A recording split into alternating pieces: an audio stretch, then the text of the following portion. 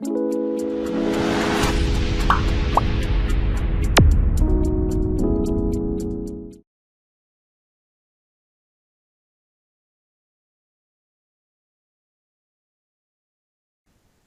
जी, तो फिर स्टार्ट करते हैं हम लोग अपना आज नया यूनिट नंबर 4, जिसका नाम है performance of contract.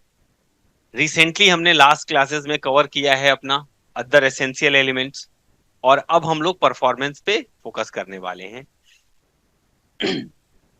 Performance chapter बिल्कुल आपका सिंपल है, बहुत सिंपल चैप्टर है।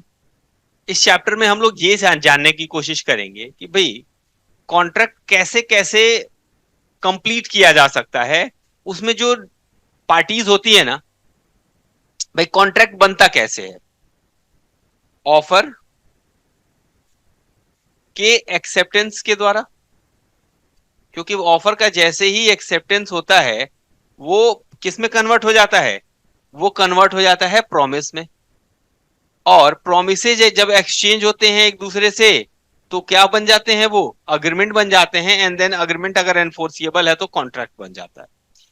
तो ऑफर और एक्सेप्टेंस एक दूसरे के द्वारा किया जाता है, पार्टीज के द्वारा। और अगर मान लीजिए एक पार्टी है एक्स और एक पार्टी है वाई, और इन्होंने आपस में कुछ ऑफर और एक्सेप्टेंस को एक्सचेंज किया, मीन्स ऑफर किया, एक्सेप्टेंस किया। बेसिकली इन्होंने किया क्या, प्रॉमिस किया। क्यों, प्रॉमिस से क्या निकल के आता है, अग्रीमेंट बनता है। बट अगर मान लीजिए मैंने ये प्रॉमिस किया कि मैं आपके लॉ का कोर्स कंप्लीट कर दूंगा बाय द सर्टेन टाइम, ये प्रॉमिस हुआ ना। अब ये प्रॉमिस मेरे लिए क्या लेके आया, मेरे ऊपर क्या आया उसके बदले में, ऑब्लिगेशन। डेफिनेटली वो हमारे ऊपर रिस्पॉन्सिबिलिटी लेके आता है। Promise creates responsibility on own against others. क्या क्रिएट करता है, अगर हम कुछ प्रॉमिस कर रहे हैं, अपने ऊपर कोई ऑब्लिगेशन ले रहे हैं, तो सामने वाले के अगेंस्ट तो मेरे पास कुछ राइट भी तो आएंगे, उससे भी हम कुछ परफॉर्म करवाएं। यानी कि बेसिकली ऑफर और एक्सेप्टेंस के द्वारा जो प्रॉमिस क्रिएट होगा वो एक ऑब्लिगेशन जनरेट करेगा और एक राइट भी जनरेट करेगा। नहीं भाई, कुछ ना कुछ तो जिम्मेदारियां आएंगी, तो किसी के पास राइट्स आएंगे।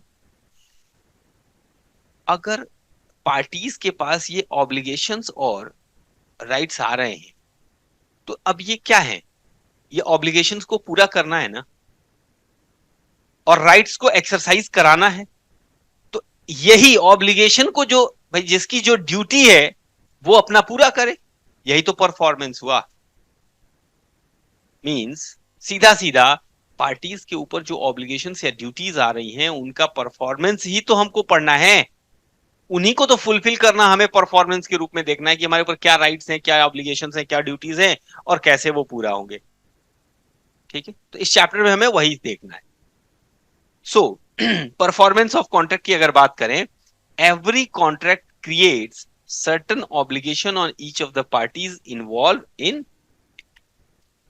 when both the parties to the contract fulfill their obligations towards each other, the contract is said to be performed। जब दोनों पार्टीज अपनी अपनी ऑब्लिगेशंस को पूरा कर दें तो आप कह सकते हैं कि कॉन्ट्रैक्ट का परफॉर्मेंस हो गया। when both the parties to the contract have performed their obligations, the contract is said to be discharged by the performance। And the best way to discharge a contract is performance। Contract को discharge करने का सबसे बढ़िया तरीका क्या है, performance है। आप उसको परफॉर्म कर दीजिए, वो डिस्चार्ज हो गया। क्योंकि वही उसका ऑब्जेक्टिव भी होता है, उसका पर्पस भी क्या होता है, पर्पस ही होता है कि उसको परफॉर्म किया जाए। Okay, now our next section is section 37। और ये 37 क्या कहता है, obligation of parties to contract. यानी कि पार्टीज का ऑब्लिगेशन क्या है, यही ऑब्लिगेशन को ही तो पूरा करना है। तो क्या ऑब्लिगेशंस हैं पार्टीज की, वो देखनी है।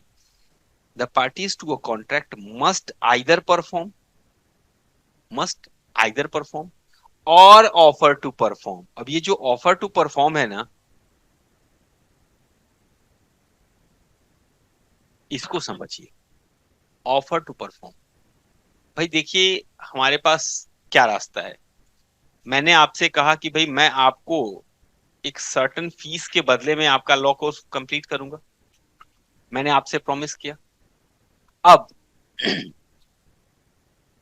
या तो मैं, आप लोग आए क्लास में बैठे, मैं पढ़ाऊं, अपना काम खत्म, यही ना, ये तो परफॉर्मेंस हो गया। या मैं बैठा हूं पढ़ा रहा हूं। अब आप क्लास में अगर नहीं आ रहे हैं, am I responsible to that? I have made my duty, मैंने अपना ड्यूटी तो पूरा किया ना। अगर आपने वो एक्सेप्ट नहीं किया, आपने उसको रिफ्यूज कर दिया, then where is problem against me? मेरे लिए तो कोई प्रॉब्लम नहीं है, because I have offered my performance. मैंने अपना परफॉर्मेंस जो है, अपनी ऑब्लिगेशन जो पूरी करनी है, उसको तो ऑफर कर दिया आपके लिए। समझ में आ रही बात? तो आपने अगर उसको एक्सेप्ट नहीं किया, तो मैं तो अपने ऑब्लिगेशन से डिस्चार्ज हो गया ना। मुझे दोबारा पढ़ाना है क्या उसको? नहीं पढ़ाना, क्योंकि आपने वो गलती रिफ्यूज किया है, मेरी जिम्मेदारी नहीं है उसके लिए। उसको कहते हैं offer to perform their respective promises unless such performance is dispensed with or excused। अब मान लीजिए मैं, आपने कहा कि सर मैं नहीं आ पाऊंगा, मैंने कहा कोई बात नहीं, आप बताइए, और आप अपना नॉमिनेशन जो है वो रिजेक्ट करवा लिए। तो फिर क्या, अब क्या माना जाए? अब तो माना जाए ना कि हमने उसको डिस्पेंस कर दिया या एक्सक्यूज कर दिया। तो क्या मैं अब पढ़ा दूंगा तो मेरी जिम्मेदारी खत्म? नहीं, मैंने डिस्पेंस किया है ना, इसका मतलब मैंने आपको वॉलंटरली छोड़ दिया है कि भाई ठीक है कोई बात नहीं, या आपने नेक्स्ट बैच से ज्वाइन कर लीजिएगा। बात समझ रहे हैं आप? Under the provision of this act or of any other law. So promises bind the representatives of the promiser in case of the death of such promiser before performance unless the contrary intention appear from the contract। क्या क्या promises जो होते हैं वो representatives को भी bound करते हैं प्रोमिसर के? यस। अगर प्रोमिसर ने प्रॉमिस किया है, तो अगर वो नहीं पूरा कर सकता तो उसका रिप्रेजेंटेटिव करेगा, अगर डेथ हो गई उसकी तो। ठीक है। Example, A promises to deliver goods to B on a certain day on payment of rupees 1000. A dies before that day. So A's representatives are bound to deliver the goods to B and B is bound to pay the price to A's representatives. Okay. And A promises to paint picture. अब यहाँ पे representative, अभी पहले वाले case में तो possible था। अभी मान लीजिए सचिन तेंदुलकर को कहा जाए क्रिकेट खेलने के लिए, तो उनकी जगह पे उनका लड़का जाके खेल सकता है, पर्सनल स्किल हो गया ना। अभी पिकासो की पेंटिंग है, तो पिकासो का लड़का वो पेंट बना के दे देगा। A promises to paint a picture for B by certain day at a certain price. A dies before the day, so the contract can not be enforced either by A's representative or by B. ठीक है, चलिए। So we can say performance is of two types. One is actual performance and second one is offer of performance or tender of performance, attempted performance आप जिसे कहते हैं। ठीक है, offer of performance, tender या अटेम्प्टेड परफॉर्मेंस। अब actual performance क्या है भाई? कितना आसान है, बहुत सिंपल है। एक्चुअल परफॉर्मेंस का मतलब क्या हुआ? जहां पे दोनों पार्टीज एक्चुअली अपने अपने प्रोमिसेस को या ऑब्लिगेशंस को पूरा कर रहे हैं, मीट आउट कर रहे हैं, तो इसे बोलेंगे actual performance. So where the party to contract has done what he undertaken to do, has done, उसने कर दिया है वो जो उसने जिम्मेदारी ली थी, या फिर either of parties has fulfilled their obligation under contract within the time and in manner prescribed। ठीक है। Example, X borrows rupees 50,000 from Y with a promise to be paid after 1 month. X repays the amount on due date. This is actual performance। कहा था इस date को दे देंगे, उस date को दे दिया, काम खत्म। But what about the offer of performance और अटेम्प्टेड परफॉर्मेंस और टेंडर? इसका मतलब हुआ कि एक पार्टी ने अपना प्रॉमिस जो है वो ऑफर किया है, अपनी ऑब्लिगेशन जो है वो ऑफर की है सामने वाले को, बट सामने वाले ने लेने से मना कर दिया, रिफ्यूज कर दिया, तो फिर इसे अटेम्प्टेड परफॉर्मेंस कहा जाएगा कि हमने अटेम्प्ट तो किया बट एक्सेप्ट नहीं हुआ। ठीक। It may happen sometimes when the performance becomes due, performance becomes due, the promiser offers to perform his obligation, but promisee refuses to accept the performance. promiser ने तो ऑफर किया है, but promisee ने refuse कर दिया है उसको accept करने से, तो ये केवल अटेम्प्ट हुआ, कंप्लीट नहीं हुआ। यस और no? P promises to deliver certain goods to R. P ने कहा था कि हम आपको सामान भेज देंगे। पी ने गुड्स लोड किया और लेके चला गया वहां पर जहां उनको सप्लाई देनी थी ड्यूरिंग द बिजनेस आवर्स, और कब गया? बिजनेस आवर में भी गया। But R refuses to take the delivery of goods, और आर ने मना कर दिया लेने से। इसको क्या बोलेंगे? Attempted performance. ठीक है। This is an attempted performance as P the promisor has done what he was required to do under the contract. So types of tender: tender of goods और सर्विस, और मतलब ये जो ऑफर ऑफ परफॉर्मेंस है उसी की बात हो रही है कि वो दो तरह से हो सकता है, यानी कि offer of performance of goods and services, and second one is offer of और टेंडर ऑफ मनी। मतलब एक पार्टी जो परफॉर्मेंस की बात कर रही है वो सामान लेकर के गई है कोई परफॉर्म करने अपना प्रॉमिस, या फिर हो सकता है कोई सर्विस ऑफर की गई हो और सामने वाले ने रिफ्यूज कर दिया। जैसे मैंने कहा कि ना कि अभी मैंने क्लास में अपना पढ़ाया लेकिन आप मेरी सर्विस नहीं ले पाए, नहीं आने आए लेने, तो अब क्या करेंगे? ये तो अटेम्प्टेड परफॉर्मेंस था ना, आप थोड़ी ना कल को बोल सकते हैं कि सर दोबारा पढ़ाइए। तो गुड्स और सर्विस दोनों का अटेम्प्ट हो सकता है। और दूसरा मनी का। तो मनी के केस में क्या है? अब देखिए, मान लीजिए मैंने आपसे पैसा लिया था और कुछ दिन बाद मैं आपको पैसा वापस करने गया, आपने लेने से मना कर दिया, तो क्या अब हम पैसा वापस नहीं करेंगे आपका? बोलिए। क्या हम बोल के अब बार बार यही बोलेंगे कि अरे हम तो आए थे देने, आप लिए नहीं, हम क्या करें, अब नहीं देंगे? तो अटेम्प्टेड परफॉर्मेंस में ऑब्लिगेशन खत्म नहीं होती अगर वो मनी का अटेम्प्ट हो रहा है या offer of performance of money है तो। गुड्स के केस में, सर्विस के केस में आप डिस्चार्ज हो जाएंगे, बट मनी के केस में नहीं। समझ में आया? Where promiser offers to deliver goods or services, but the promisee refuses to accept the delivery, तो इफेक्ट क्या होगा इसका? गुड्स और services need not be perform, अब दोबारा उनको नहीं परफॉर्म करना। And promisor may sue the promisee for non performance, and promisor is discharge from his liability. तीनों बातें समझ में आ गई? बोलिए क्या क्या इसका इफेक्ट क्या होगा अगर उसने परफॉर्म कर किया, अपना ऑफर किया परफॉर्मेंस? तो पहला पहला goods and services need not be perform, दोबारा उनको भेजना नहीं है। दूसरा, प्रोमिसर जो है सामने वाले से अब पूरा करवाएगा।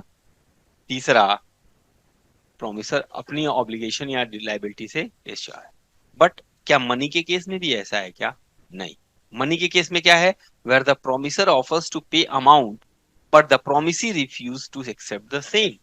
अब क्या होगा? Promisor is not discharged from his liability to pay the amount, and promisor will not be liable for interest from the date of valid tender। ठीक है, आपने नहीं लिया तो क्या मैं अब ब्याज दूंगा? नहीं दूंगा। मैंने तो ऑफर किया था, आपने नहीं लिया, आपकी गलती है। Any problem? क्लियर है? सेक्शन 37। कौन सा? सेक्शन 37 क्लियर है ना? 37 के बाद क्या आता है? 38 आता है। ये तो पढ़ाना भी नहीं है ये, तो बचपन से ही पढ़ के आए हैं आप लोग। सेक्शन 37 के बाद 38 आता है और कहता है effect of refusal to accept offer of performance. ओ हो, कितनी प्यारी बात कह के चला गया। नहीं, कि effect of refusal to accept offer of performance, क्या मतलब?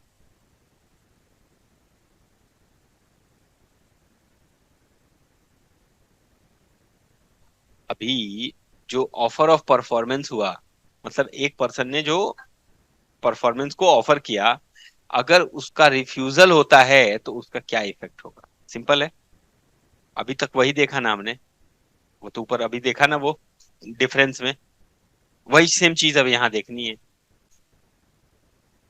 बट अब इसमें कुछ पॉइंट्स नए आ जाएंगे, कुछ शर्तें लग जाएंगी, है ना? थोड़ा डिटेल में अब जा रहे हैं। Where a promisor has made an offer of performance, promisor ने क्या किया है? टू द प्रोमिसी, प्रोमिसी से को अपना परफॉर्मेंस ऑफर किया, and the offer has not been accepted, और प्रोमिसी ने उसको एक्सेप्ट नहीं किया। मतलब प्रोमिसर ने सामान भेजा जैसा प्रॉमिस किया था, लेकिन प्रोमिसी ने उसको एक्सेप्ट नहीं किया। The promisor is not responsible for, अब उसको दोबारा से भेजना नहीं है सामान, न ही, nor does he thereby lose his right under the contract, और ना ही अपना वो राइट खोएगा। मतलब उसका वो तो अपना पेमेंट मांगेगा ना। Every such offer must fulfil the following conditions, लेकिन ऐसा होने के लिए कुछ शर्तें हैं जिनको आपको समझना पड़ेगा। अब कुछ शर्तें क्या है? आंसर, पहला है, it must be unconditional. What must be unconditional? Offer of performance.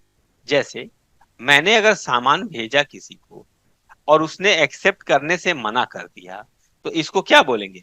Offer of performance. मैंने सामान भेजा और उसमें शर्त लगा के भेजा, क्या वो मना कर देगा तो हम डिस्चार्ज हो जाएंगे? शर्त क्या लगा के भेजा? मान लीजिए उसने कह दिया कि भाई हम जो सामान भेज रहे हैं, ये सामान आप ले लीजिएगा, और सामान तभी लीजिएगा जब आप आप अपना ये सामान हमको दीजिएगा। मेरी बात समझ रहे हैं? मतलब हमने अपने ऑफर के साथ कुछ कंडीशन लगा दी। हमको कंडीशन सामने वाले को नहीं एक्सेप्ट हुई तो वो नहीं लिया सामान, तो क्या अटेम्प्टेड परफॉर्मेंस मान लिया जाए? मान लिया जाए हम अपने ऑब्लिगेशन से, आपने ऐसी ऑब्लिगेशन लगा दी कि वो सामान नहीं ले सकता, ऐसा कंडीशन लगा दिया उसमें, भाई हम सामान भेज रहे हैं लेकिन रात को 12 बजे ही भेजेंगे, कंडीशन लगा दिया आपने ऐसे। अनकंडीशनल होना जरूरी है, आप अगर अटेम्प्ट कर रहे हैं परफॉर्मेंस को तो उसका अनकंडीशनल होना जरूरी, ठीक है?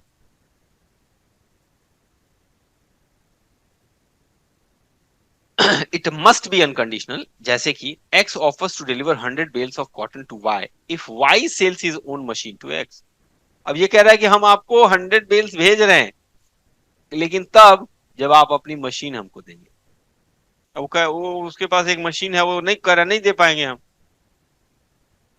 तो अब वो क्या एक्सेप्ट करेगा? वो 100 बेल्स को नहीं करेगा ना, मशीन थोड़ी ना देने जाएगा। अब इस वजह से अगर उसने इसको एक्सेप्ट नहीं किया तो क्या अटेम्प्टेड परफॉर्मेंस बना? नहीं बना। तो it is conditional and hence invalid, ठीक है? Conditional offer of performance is not accepted, ठीक है? दूसरा, पहला तो कोई शर्त नहीं होनी चाहिए। दूसरा, it must be made at a proper time. रात को 12 बजे नहीं ना भेजेंगे आप, प्रॉपर प्लेस पे होना चाहिए। मतलब समुद्र के बीचों बीच में एकदम प्रॉपर प्लेस है वो, चंद्रमा पे ले आइए चंद्रमा पे हमारा सामान, अंडर, तो प्रॉपर टाइम और प्रॉपर प्लेस पे तो होना चाहिए। एंड अंडर सच सर्कमस्टांसेस, और ऐसी परिस्थितियों में होना चाहिए that the person to whom it is made, यानी जिसको दिया जा रहा है, have a reasonable opportunity of ascertaining, ये उसके पास मौका रहे देखने के लिए that the person by whom it is made is able and willing there and then to do whole of what he is bound by his promise to do, यानी पूरा उसको रीजनेबल अपॉर्चुनिटी मिलनी चाहिए असर्टेन करने के लिए that the person by whom it is made, यानी कि जो ले आकर के दे रहा है वो एबल है और विलिंग है to do the whole what he is bound by his promise to do. मतलब जो कुछ भी वो करने के लिए बाउंड है उसको पूरा अपॉर्चुनिटी मिले, मौका मिले।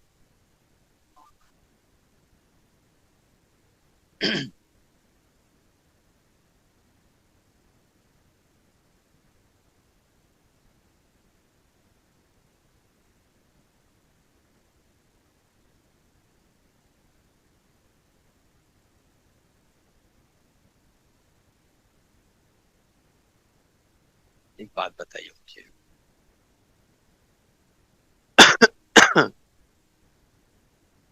जब आप कॉन्ट्रैक्ट करते हैं उनसे, तो क्या आपने कभी पढ़ा है उनकी टर्म्स कंडीशन को? क्या उसमें ऐसा लिखा होता है कि अगर आप डिलीवरी एक्सेप्ट नहीं करते हैं तो क्या वो बाउंड है दोबारा देने के लिए? बोलिए। अगर मान लीजिए वो लेके आया सामान घर पे, आप नहीं मिले, अब वो लेके चला गया, अब वो बाउंड है दोबारा देने के लिए? हाँ, बोलिए। ऐसा लिखा रहता है कंडीशन, टर्म कंडीशन में, he is bound to redeliver it again. नहीं, ऐसा थोड़ी ना है, वो नहीं देगा फिर। बोलिए। और आपने अगर ऑलरेडी पेमेंट कर रखा है तो रिफंड हो जाएगा वो पैसा आपका।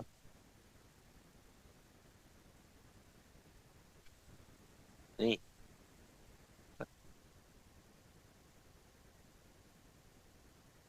क्लास में अगर आप नहीं आते, मैं क्लास पढ़ा रहा हूँ, अब आप नहीं आते तो मैं क्या दोबारा लेक्चर देने के लिए बाउंड हूँ? नहीं। बोलिए। मान लीजिए मिस्त्री आपके घर आया काम करने, वो आकर के बैठा है, उसको सामान नहीं दिया आपने, वो दिन भर बैठा रह गया, वो पैसा नहीं देंगे उसको आप?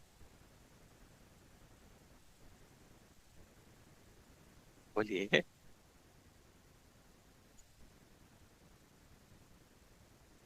नहीं, दिमाग जा रहा है,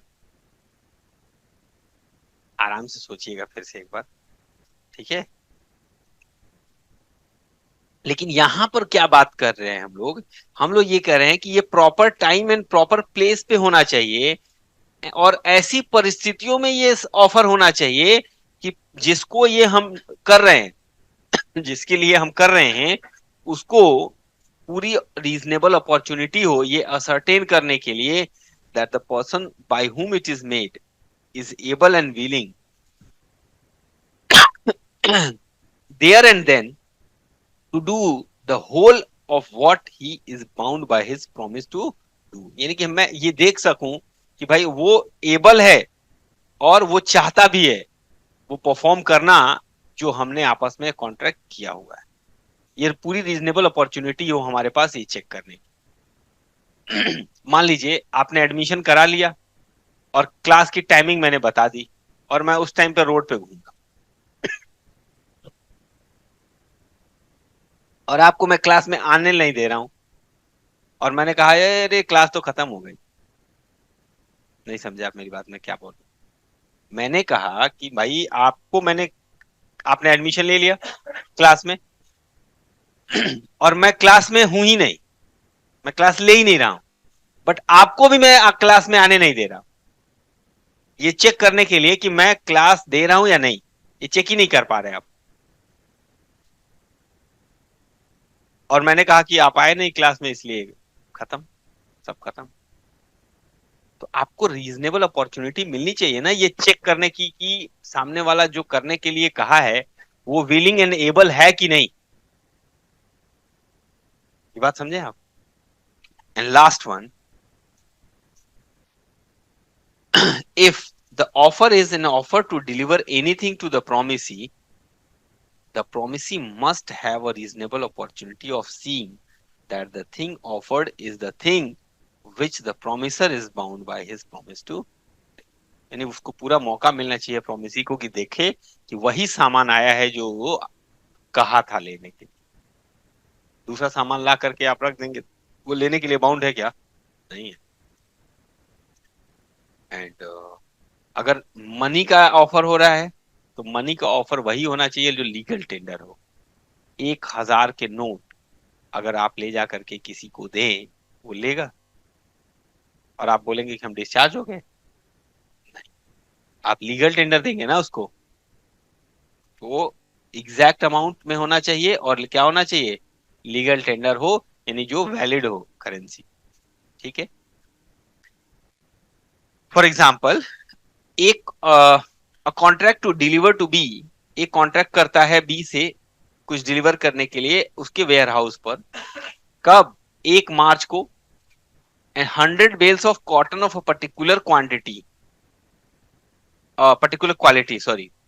In order to make an offer of performance with the effect stated in this section, A must bring the cotton to B's warehouse. कहाँ लेके आना है?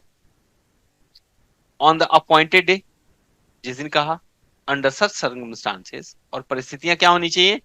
That B may have reasonable opportunity of satisfying himself that the thing offered is cotton of the quality contracted for, and there are 100 bales. उतनी ही quantity भी है। ये opportunity मिलना चाहिए ना चेक करने का, पूरा पूरा। अदरवाइज अगर इन शर्तें पूरी नहीं होती तो नहीं माना जाएगा कि आपने अपना ऑफर अटेम्प्ट किया है। कोई दिक्कत इसमें? तो ये कौन सा सेक्शन था? 38। इसने क्या कहा? कि अटेम्प्टेड परफॉर्मेंस में ये शर्तें पूरी होनी जरूरी। ओके। अब आइए सेक्शन 39। 9939। चलिए देखते हैं। Effect of refusal of party to perform promise wholly, यानी effect of refusal of party to perform promise, ये क्या बात कर रहा है? कोई मुझे एग्जांपल समझा पाएगा? Refusal of party to perform promise, कौन से पार्टी की बात की जा रही है? प्रॉमिसी। प्रॉमिसी क्यों? पहले तो प्रॉमिसर परफॉर्म करेगा ना। तो ये पार्टी कौन है? ओके। तो प्रॉमिसर मना कर रहा है या प्रॉमिसर परफॉर्म कर रहा है? ये रिफ्यूजल किसकी बात की जा रही है? रिफ्यूजल ऑफ पार्टी, कौन मना कर रहा है?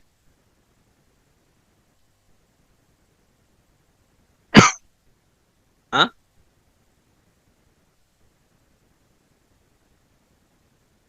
भाई दो लोग हैं, ए और बी। ए है और ये बी है। कौन किसको मना कर रहा है? ए मना कर रहा है बी को। क्यों? ए क्यों मना कर रहा है बी को?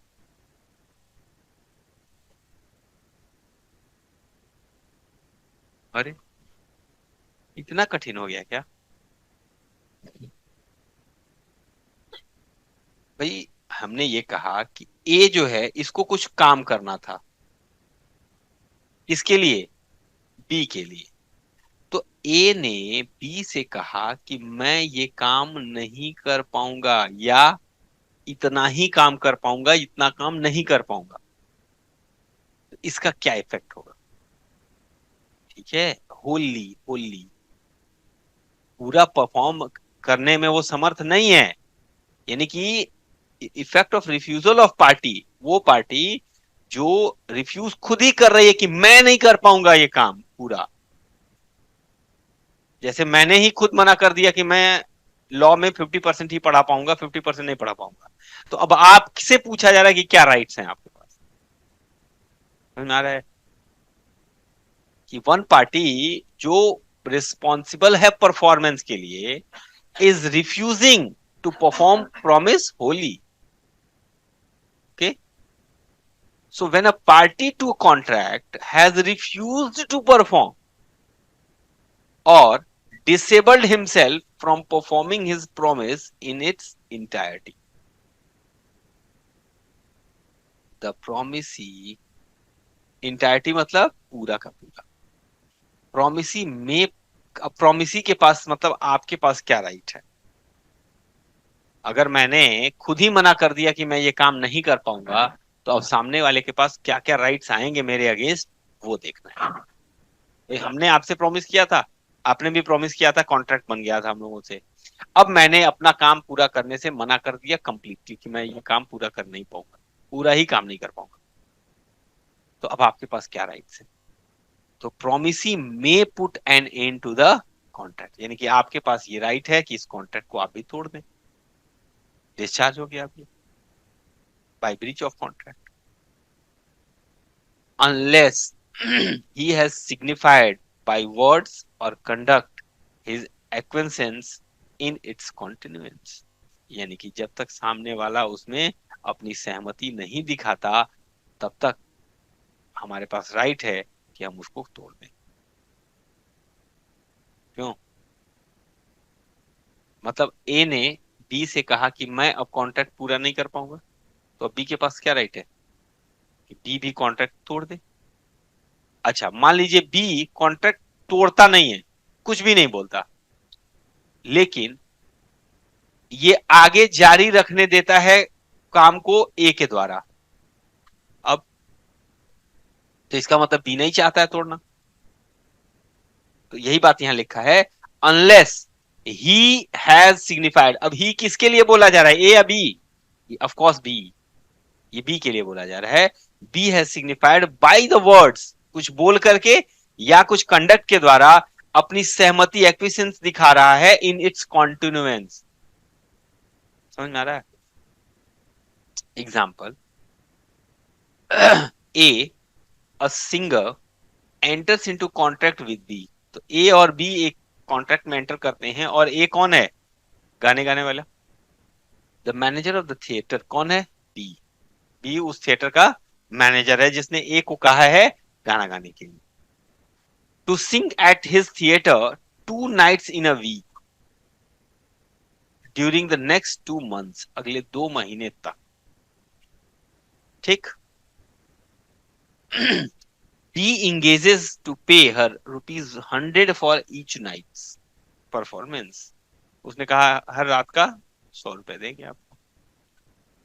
छठी रात को, on the 6th night, A wilfully absent herself from the theatre. उसने जानबूझ करके ए ने उस रात को गाना नहीं गाया। अब जब इसने अब कॉन्ट्रैक्ट पूरा करने से मना कर दिया, तो अब बी के पास क्या राइट है? या तो तोड़ दे, या फिर अगर वो कुछ ऐसा करता है जिससे पता चलता है कि उसके कॉन्टिन्यूएंस में इंटरेस्टेड है, तो फिर कॉन्ट्रैक्ट कंटिन्यू रहेगा। तो बी के पास राइट है at his liberty to put an end to the contract. लेकिन अब इसी एग्जांपल में ए उसी रात को विलफुली एब्सेंट कर लेती है her self, with the absent of B, A sings on the 7th night. मतलब बी नहीं है, बी अवेलेबल नहीं है, और ए आकर के गाना गा के चली जाती है, और बी ने कुछ भी नहीं बोला। तो इसका मतलब क्या है? That B has signified his acquiescence in continuance of the contract. B चाहता है कि ओके आगे कंटिन्यू करो, and can not now put an end it, but is entitled to compensation for the damages sustained by him through the A's failure to sing on the 6th night। हाँ, नुकसान की भरपाई करवा सकता है उससे। ठीक है, तो उम्मीद है कि बात समझ में आ गई। ठीक।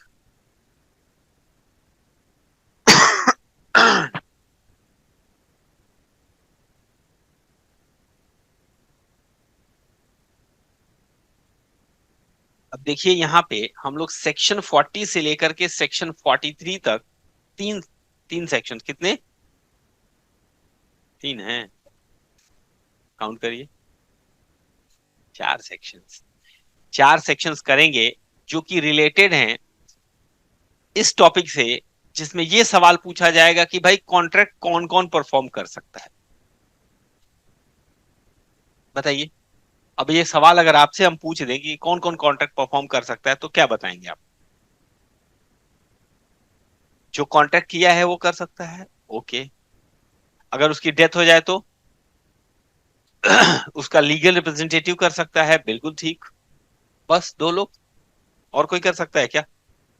और कोई तो नहीं कर सकता। क्यों? हाँ, उसका एजेंट थोड़ी कर पाएगा अब। नहीं, अगर एजेंट है तो वो थोड़ी कॉन्ट्रैक्ट परफॉर्म कर पाएगा। मर्केंटाइल एजेंट है, अच्छा कर सकता है। अब कोई थर्ड पार्टी जिसको हमने राइट दिया है अपना, बताइए, कंसिडरेशन कौन कौन पे कर सकता है? आप लोग कह रहे थे नहीं। चलिए, so person by whom the promise is to be performed. So, if it appears from the nature of the case that it was the intention of parties to any contract that any promise contained in it should be performed by the promiser himself. अगर उसमें ये लिखा है कि promisor को ही पूरा करना है, देन प्रोमिसर ही करेगा और कोई नहीं करेगा. Such promise must be performed by the promiser. And in any other cases, promiser या फिर उसका representative may employ a competent person. वो या उसका रिप्रेजेंटेटिव किसी और व्यक्ति को भी एम्प्लॉय कर सकते हैं जो उस परफॉर्मेंस को पूरा करे. जैसे A promises to pay B sum of money. A may perform this promise either by personally paying या by causing it to be paid to B by another. कोई और दे दे उसको पैसा. एंड अगर A की डेथ हो जाए तो before time appointed for payment, तो उसका रिप्रेजेंटेटिव जो है वो परफॉर्म करेगा प्रॉमिस, या फिर किसी और को रखते का काम करने के लिए. ठीक है. Section number 41. 40 देख लिया हम लोगों ने. 41 क्या है? Effect of accepting performance from third. अब ये बताइए, आपको मुझे क्या देनी है? फीस. आप मुझे फीस देंगे. अगर वो फीस आपकी जगह पर आपने अपने दोस्त से भेज दिया, आपका दोस्त आकर के हमको दे दिया, क्या मैं दोबारा फिर आपसे ले लूंगा? बात समझ आई? यानी कि अगर थर्ड पर्सन ने परफॉर्मेंस कर दिया तो उसका क्या इफेक्ट है? इफेक्ट ये है कि वो ऑब्लिगेशन डिस्चार्ज हो गई, and again I am not able to bound the person to perform the same. ठीक है. So when a promisee accept performance of the promise from third person, he cannot afterward enforce it against. दोबारा नहीं मांग सकता. Example: A receives certain goods from B promising to pay rupees 1 lakh. Later on, A expressed his inability to make the payment. तो A ने B को payment करने से अपनी एबिलिटी को डिस्क्वालीफाई कर दिया, हम नहीं कर पाएंगे. सी जो ए को जानता था उसने 60,000 रुपए दे दिए बी को. अब बी दोबारा ए से 1 लाख रुपए लेगा या 40,000? केवल 40,000. To be on behalf of A. So however A was not aware of the payment. A को पता भी नहीं था कि बी ने सी ने उसको दे दिया पैसा. तो क्या दोबारा मांग सकता है वो ए से? Now B is entitled to sue A for the amount of rupees 1 lakh. बोलिए, बोलिए.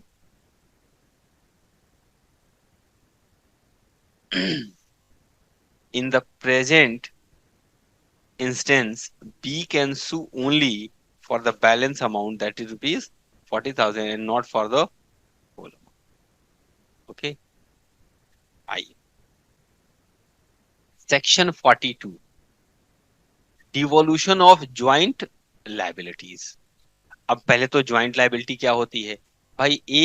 दो लोगों ने या दो से अधिक लोगों ने एक साथ मिल करके किसी लाइबिलिटी को पे करने का प्रॉमिस किया है, that is called joint liability. नहीं, दो लोगों ने, अगर अकेला आदमी ज्वाइंट कैसे होगा? तो कम से कम दो लोग होने चाहिए. तो दो लोगों ने मिल करके प्रॉमिस किया है किसी ऑब्लिगेशन को पे करने के लिए, परफॉर्म करने के लिए, तो वो ज्वाइंट प्रॉमिस हो गया. तो ज्वाइंट प्रोमिसर्स जो हैं, अगर वो प्रॉमिस करते हैं तो उनको परफॉर्म करना है. अच्छा, अब सवाल ये उठा कि ज्वाइंट प्रोमिसर्स कैसे परफॉर्म करेंगे, इसी को सीखना है। तो दो या दो से अधिक पर्सन्स ने ज्वाइंट प्रॉमिस किया है, then unless contrary intention appears, all such persons during their joint lives and after the death of any of them, their representatives, jointly with the survivor or survivors, and after the death of last survivor, representative of joint, all jointly must fulfill the promise। यानी अगर मान लीजिए तीन है, A, B और सी, तो इन्होंने promise किया है किसको, डी को, कि हम तुम्हारा पैसा चुका देंगे 1 लाख रुपए।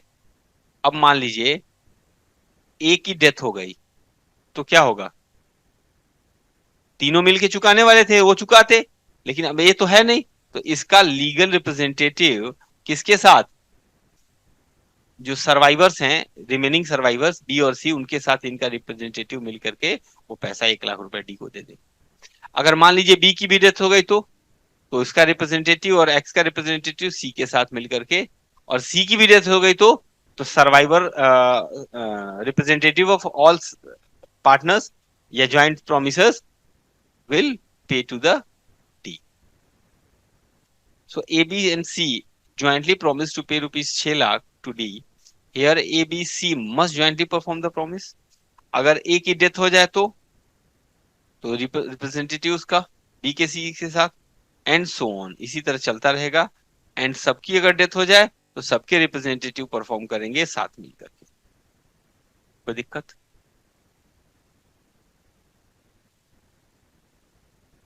सेक्शन 43 कर लिया जाए, बोलिए। ध्यान से देखिए, any one of joint promisors may be compelled to perform. क्या कोई एक ज्वाइंट प्रोमिसर भी, जैसे मान लीजिए मैंने कहा ना ए, बी और सी तीन प्रोमिसर्स हैं, किसको पे करने के लिए बोल रहे हैं, डी को। इन तीनों ने मिल करके प्रॉमिस किया है 1 लाख रुपए देने का, किसको, डी को। अब ये कह रहा है, डी कह रहा है कि नहीं, मैं पूरा पूरा पैसा ए से लूंगा। क्या ये पॉसिबल है? ये पॉसिबल है। ये केवल और केवल ए को बोल सकता है कि तुम पैसा अकेले दो, और A is bound to pay rupees 1 lakh to D, A को देना पड़ेगा। बट ए के पास से उसके राइट नहीं खत्म होंगे, ये इसके पास पूरा राइट है कि बी और सी से इक्वल कंट्रीब्यूशन डिमांड कर सके। समझ आ रहा है? So when two or more persons make joint promises, the promisee may, in the absence of the express agreement to contrary, compel any one or more of such joint promisers। अच्छा, in the absence of express agreement का क्या मतलब? पहले से अगर उन्होंने आपस में अग्रीमेंट कर रखा हो, ज्वाइंट प्रोमिसर्स ने और डी ने, कि आप किसी एक को बाउंड नहीं करेंगे, तब नहीं होगा। अदरवाइज हो सकता है compel anyone or more of such joint promises to perform the whole of the promise। yes, okay, then each promiser may compel contribution। क्या होगा? each of two or more joint promises may compel every other joint promises to contribute equally with himself to the performance of promise unless the contrary intention appears। ठीक है? Sharing of loss by default in contribution. अब मान लीजिए ए ने तो दे दिया, अब B insolvent हो गया, अब इसका हिस्सा था ना 33,000, अब कौन देगा वो? तो अब 33,000 ए और बी बराबर बराबर बांट लेंगे, मतलब 33-33 तो रहेगा, और इसका भी 17-17 बांट करके अब ये 50-50,000 दोनों बियर करेंगे, 1 लाख रुपए होगा। समझ में आया? सो इफ एनी वन और of two or more joint promisers makes default in such contribution, the remaining joint promiser must bear the loss arising from such default in equal shares। okay?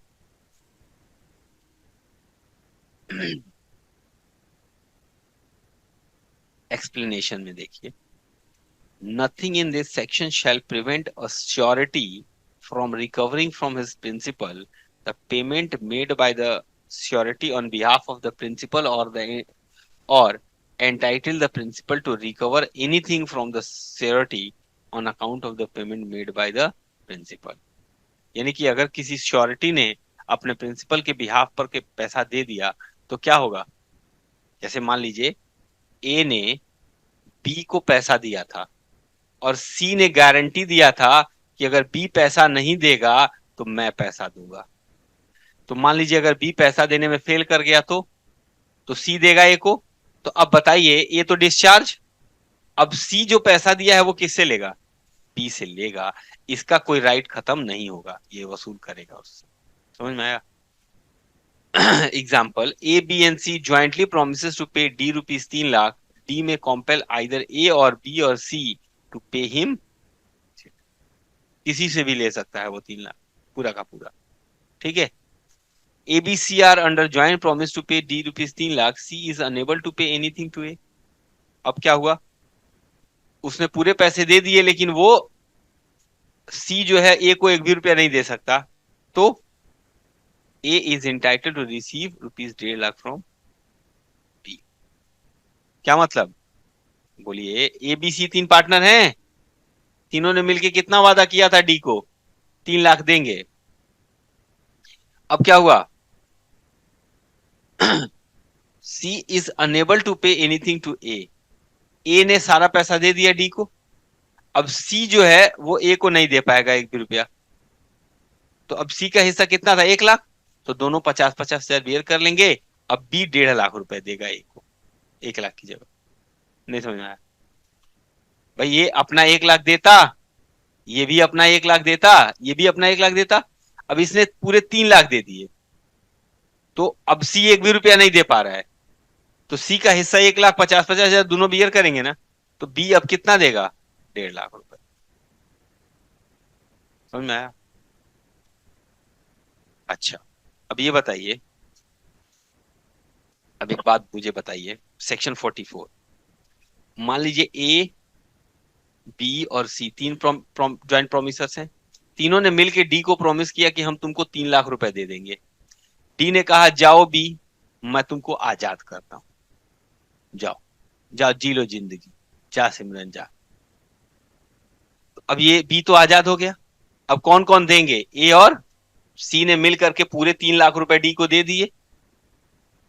इनको नुकसान हुआ ना। अब क्या ये B का कुछ बिगाड़ सकते हैं? यस। डी के छोड़ देने से सिमरन आजाद नहीं होगी। ए और बी के पास पूरा राइट है कि बी का हिस्सा आधा आधा वसूल करें जिन जो उन्होंने चुकाया है। ठीक है। तो सेक्शन 44 यही कहता है कि effect to release one joint promisor, मतलब एक ज्वाइंट प्रोमिसर को रिलीज करने का क्या इफेक्ट होगा? अगर एक को आपने रिलीज कर दिया, it doesn't mean he is actually released. The other joint promisors may compel him to just share or bear the share of his own. ठीक है। Where two or more persons have made a joint promise, a release of one joint promiser by the promisee does not discharge other joint promisers or joint promisers. अच्छा ये बताइए, B को छोड़ दिया तो इसका मतलब ए और सी को भी छोड़ दिया? नहीं। Neither does it free the joint promiser so release from responsibility to other joint promiser or joint promisers. ठीक है। मतलब बी को छोड़ देने का मतलब ये नहीं हुआ कि ए और सी के लिए भी छोड़ दिया उसने। ठीक है। तो ABC jointly promised to pay 90,000 to D, 9 lakh. D released A from liability. D ने कहा ए को कि जा सिमरन जा। अब in this case the release of A does not discharge B and C. A को छोड़ने का मतलब बी और सी को छोड़ना नहीं होता। They remain liable to pay the entire amount rupees 9 lakh to D. अब क्या हुआ? A is not liable to pay D. अब ए लाइबल नहीं है पे करने के लिए, but the he remains liable to pay to B and C. B और सी को दे देगा ना, तो he is liable to make contribution to the other. Okay, so this was all about today's topic. Okay, stopping here. Thank you so much.